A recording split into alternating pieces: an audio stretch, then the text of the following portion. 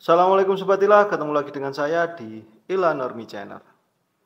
Di era sains dan teknologi yang semakin maju, di mana manusia bisa menjelajahi luar angkasa, menciptakan kecerdasan buatan AI, dan mengungkap rahasia-rahasia DNA yang berada di dalam tubuh kita.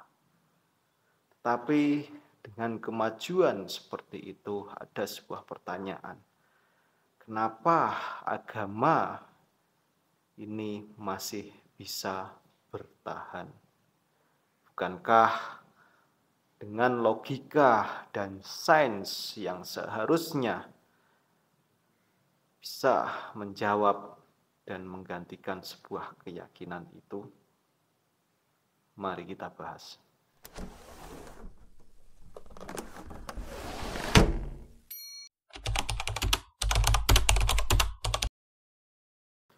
Sebelum kita masuk mengapa agama ini masih bertahan sampai detik ini, saya akan menyajikan sebuah data fakta yang menarik, yaitu data dari Pew Research pada tahun 2023, yang dimana data tersebut menyebutkan bahwasannya 84% populasi yang berada di dunia itu masih menganut agama tertentu.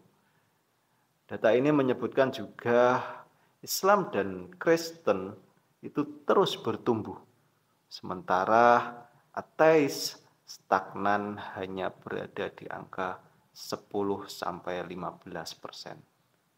Itu ada sebuah data seperti itu. Terus kenapa? Kembali ke pertanyaan, kenapa ya kira-kira? Faktor apa yang menyebabkan agama itu masih bisa bertahan di era yang sedemikian rupa, yang sangat maju sekali, era sains teknologi yang sangat maju sekali? Ada beberapa faktor yang menyebabkan kenapa agama itu masih bisa bertahan. Faktor yang pertama yaitu agama ini bisa menjawab sebuah pertanyaan yang dimana sains teknologi tidak bisa menjawabnya. Kita bahas tentang faktor ini. Mungkin sains bisa menjelaskan bagaimana dunia ini bekerja, tetapi perlu diketahui juga bahwasannya sains tidak dapat atau tidak bisa menjawab mengapa kita itu ada. Pertanyaan-pertanyaan yang eksistensial seperti apa tujuan hidup, apa yang terjadi setelah kematian, tetap menjadi pembahasan dalam ranah agama dan filsafat. Di situ sains tidak bisa menjawab. Soalnya ya pertanyaan-pertanyaan seperti tujuan hidup, seperti setelah kematian kita mau apa, itu sesuatu yang tidak bisa dibuktikan secara empiris. Nah, ketika sesuatu itu tidak bisa dibuktikan secara empiris, maka sesuatu itu butuh jawaban rasionalitas. Dan jawaban rasionalitas itu bisa kita temukan melalui pendekatan filsafat dan agama. Dari sini kita juga bisa melihat bahwasannya banyak ilmuwan-ilmuwan sains yang masih tetap berpegang teguh kepada agamanya masing-masing. Karena para ilmuwan-ilmuwan itu menyadari bahwasanya sains dalam menjawab aspek makna hidup itu mempunyai keterbatasan. Selanjutnya, faktor yang mempengaruhi mengapa agama ini masih bisa bertahan di era modern seperti ini, yaitu kebutuhan psikologis dan emosional manusia itu sendiri. Tidak bisa dipungkiri bahwasanya manusia itu butuh yang namanya sebuah harapan, makna hidup, terutama ketika manusia itu menghadapi suatu masalah atau menghadapi suatu penderitaan. Ada sebuah studi psikologi yang menunjukkan bahwa orang yang mempunyai kekuatan agama yang kuat itu cenderung lebih memiliki ketahanan mental dalam menghadapi stres dan kesulitan hidup.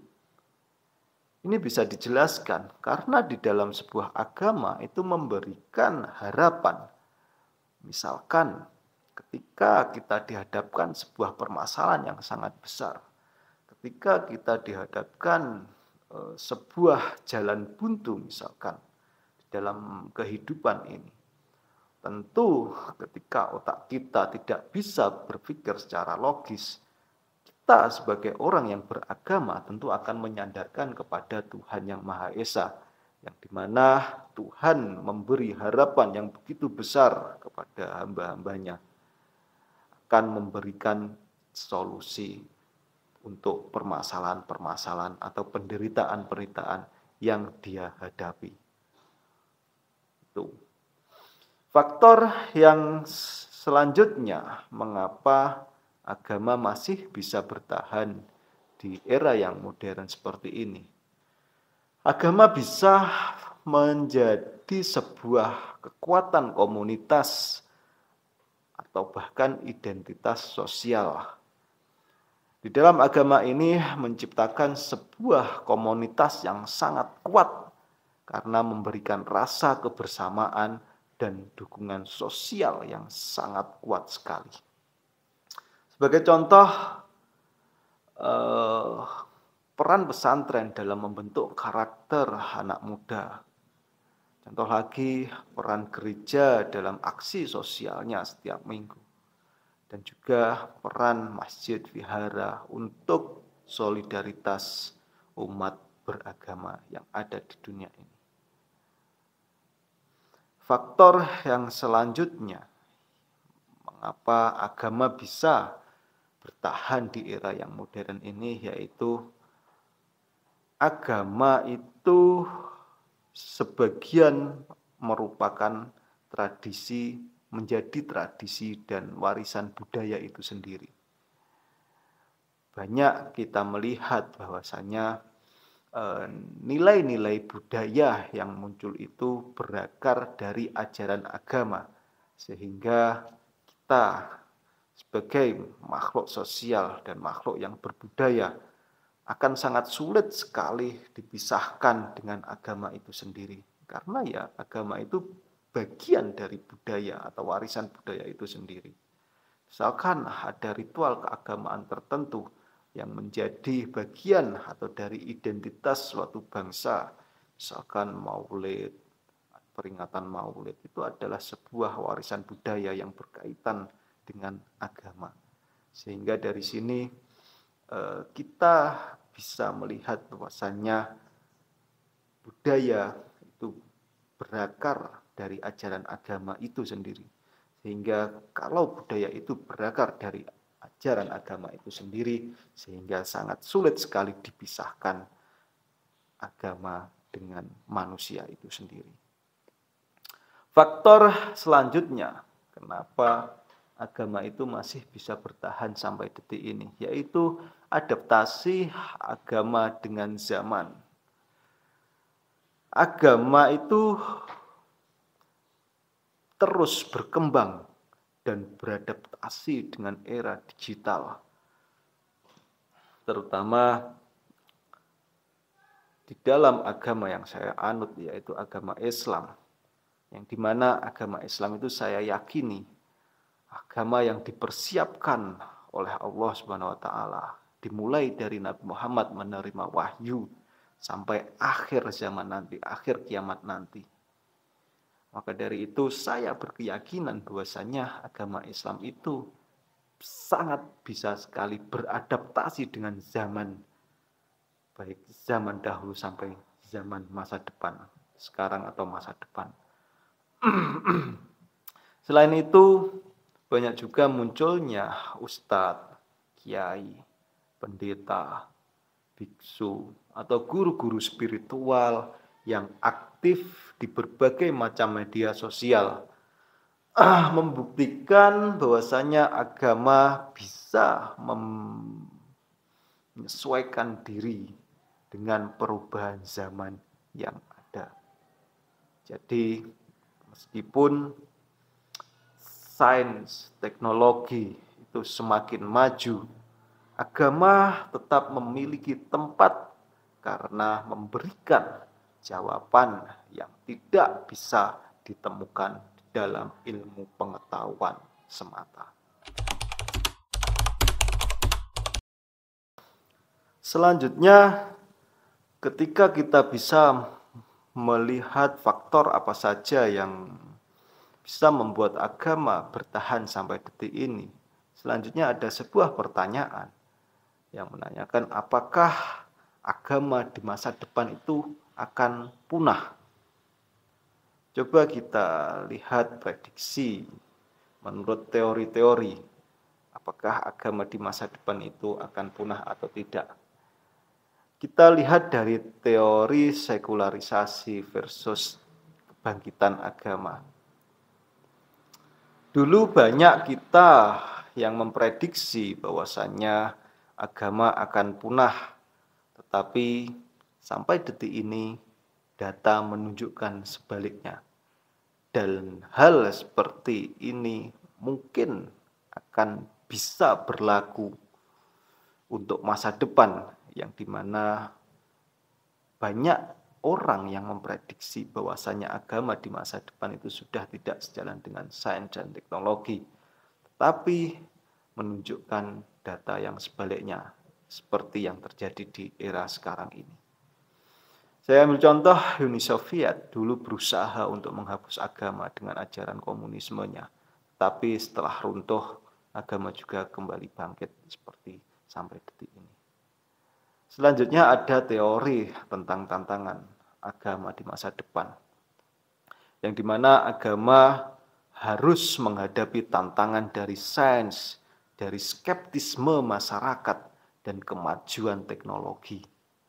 Isu seperti kecerdasan buatan, bioetika, dan transhumanisme akan menjadi tantangan yang besar bagi doktrin agama, sehingga agama harus bisa menjawab tantangan-tantangan masa depan. Kalau agama itu tidak mau punah di masa depan, bukan menyesuaikan, tetapi harus menjawab apakah itu sesuai, apakah agama bisa menyesuaikan dengan keadaan tersebut. Selanjutnya teori agama dan era digital. Agama yang bisa beradaptasi dengan era digital akan bertahan lebih lama. Saya ambil contoh munculnya komunitas online mungkin yang tetap berpegang pada ajaran agama tertentu, menggunakan media sosial untuk berdakwah, diskusi, pengembangan ilmu agama. Nah, itu akan membuat agama bisa bertahan di masa depan, karena agama bisa beradaptasi dengan era digital. Ya, dan karena bisa beradaptasi dengan era digital itu, maka agama juga akan bisa bertahan di masa depan. Selanjutnya, apakah agama ini bisa bertahan atau tidak bertahan di masa depan atau punah di masa depan?